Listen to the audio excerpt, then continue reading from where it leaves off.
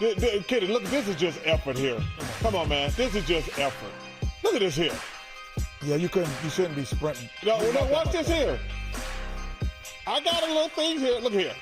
Come on, Kitty. Yeah, I mean, Yeah, there was way Oh, we too got much some of more that stuff. now. Hey, Chuck. No. No.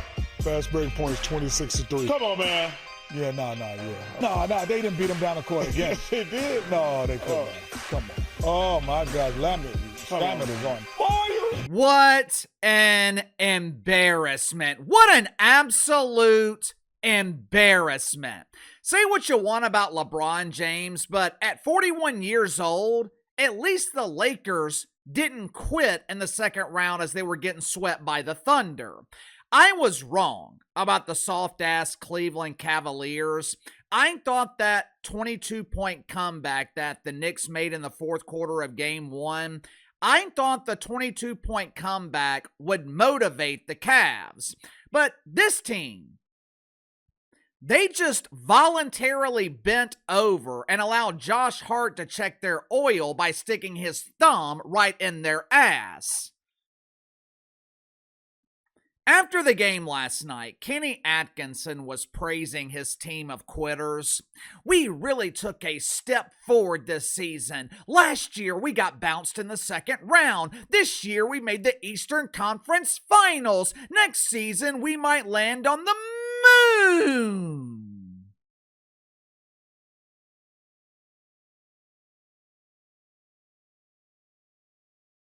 On paper, I guess the Cavs took a step forward.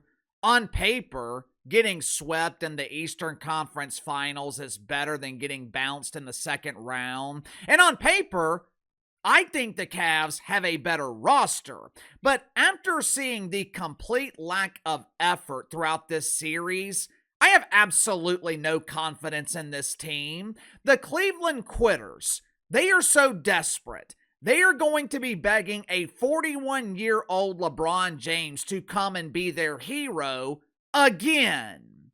You know, teams often adopt the identity and the characteristics of their head coach, which can be both good and bad. In the case of Kenny Atkinson, it seems like his team has adopted his delusion. Listen to what Kenny Atkinson said after Game 3 and how James Harden was clearly hypnotized by this delusion after Game 4. Watch for yourself. Analytically, I think we've won the I said 3 out of 3. We're 2 out of 3 in the expected. I don't know if you guys follow that. There's an expected score, and we won 2 out of 3. And I know you're looking confused, but I'm not. There is really, you know, if you believe in process and all that, like man, take that layer. I know I don't throw that on them. I see it for myself. We have this feeling, I have this feeling, then I can go to our analytical table and be like, man, we are, and I think last night it was, the expected score was like 1 point or 2. I don't think we had a chance as far as our best shot, from a standpoint of the circumstances. Genuinely, I do feel like we are the better team. What? Excuse me?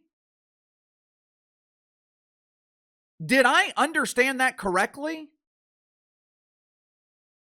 According to the dorks in your analytical department, you were leading this series 2-1 after 3 games? When did the Cleveland Cavaliers hire pretend NFL analyst Mina Kimes? Technically, the Cavs are losing this series, but analytically, this team is great. Have you seen James Harden's stats? Wowzer! This man is amazing.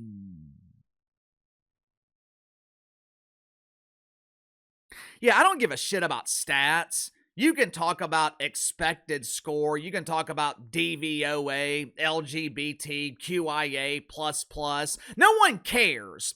The only thing that matters is the final score. I've got some analytical data for Kenny Atkinson.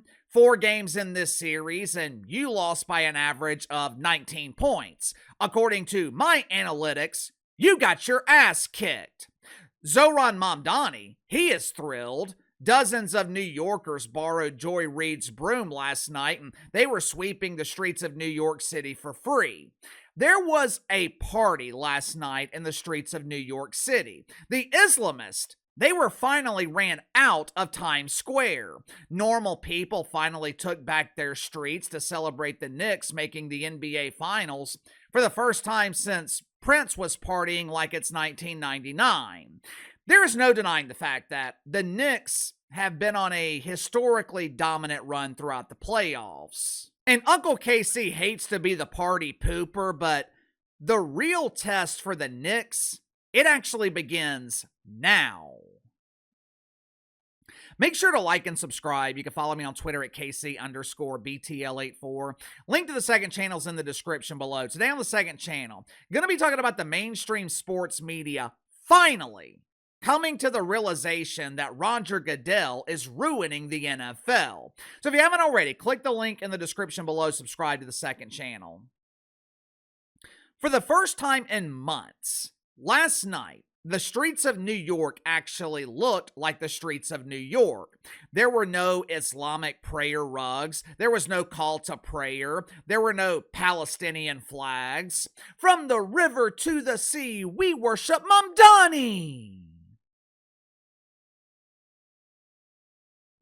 Last night, there was a true American celebration in New York City. Fans were on top of roofs, politely sweeping the surface. There were American flags. There were Knicks flags. And it wouldn't be a true American celebration without some dumbass trying to uproot a street sign and getting arrested. Watch it for yourself.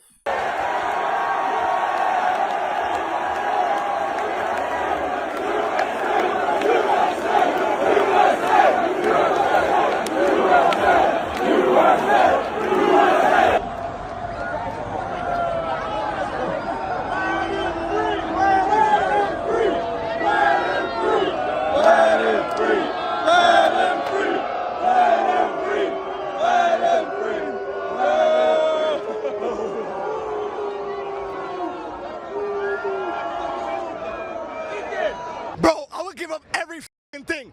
My coworkers, because they're all useless. I would give up half my family. I would give up almost everything in life for the Knicks to win it all. I know last guy might seem kind of ridiculous or maybe a bit over dramatic, but believe it or not, Uncle Casey understands where he is coming from.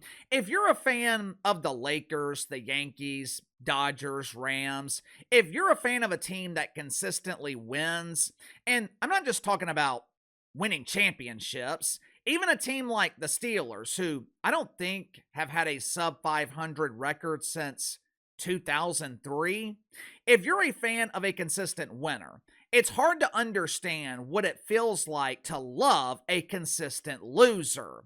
I have been a diehard fan of the Saints throughout my life. My dad, he would take me to Saints games in the 90s. The Superdome would be filled to half capacity. When you looked throughout the stadium, all you could see was brown because everyone was covering their face with brown paper bags, or as Aunt Fauci prefers to call it, a COVID mask. As a teenager, I remember me and my friends damn near crying when the Saints beat the Rams in the playoffs. Not only was it the first playoff win of my lifetime, it was the first playoff win in franchise history. At that point, the franchise was 34, maybe 35 years old. They had one playoff win in damn near 4 decades. Once Drew Brees and Sean Payton arrived in 2006, made the NFC Championship game in their first season, 3 years later, Saints won the Super Bowl. You cherish those moments because you never know when or if it will happen again. If I believed in the myth of analytics, the Saints won't win another Super Bowl until I'm in my 60s. It's the same thing with the Knicks. The magic of this season, New York may never see this again, which is why ticket prices for the NBA Finals are unbelievably high. Check it out for yourself.